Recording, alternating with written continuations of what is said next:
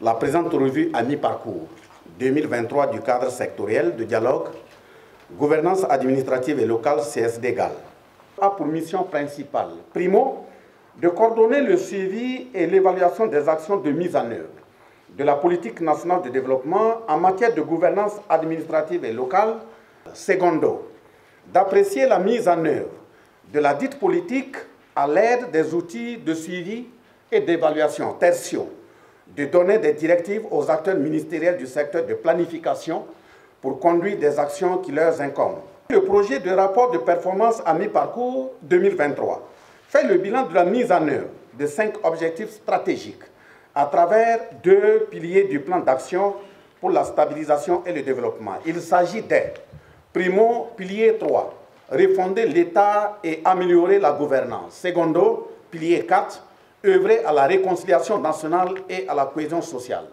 Ce sont au total 79 produits qui ont été programmés pour la mise en œuvre de 23 actions par les départements ministériels qui composent le secteur.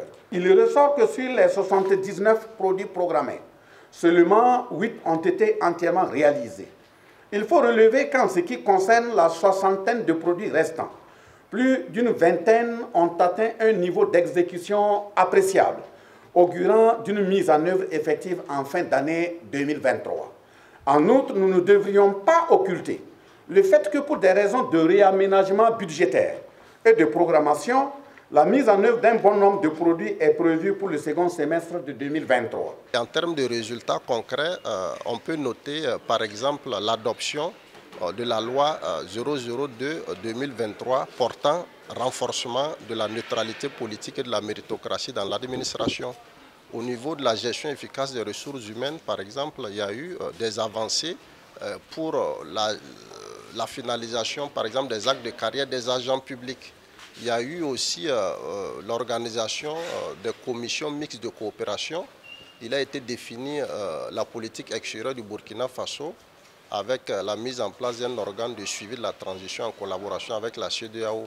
Il y a eu l'organisation de conférences publiques sur l'extrémisme violent.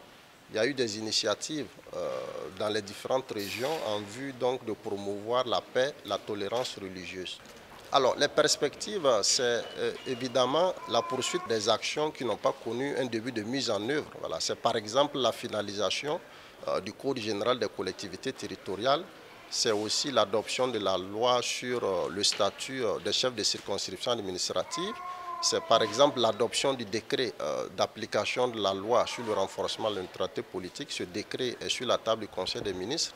C'est le décret portant conditions et modalités de nomination aux fonctions techniques.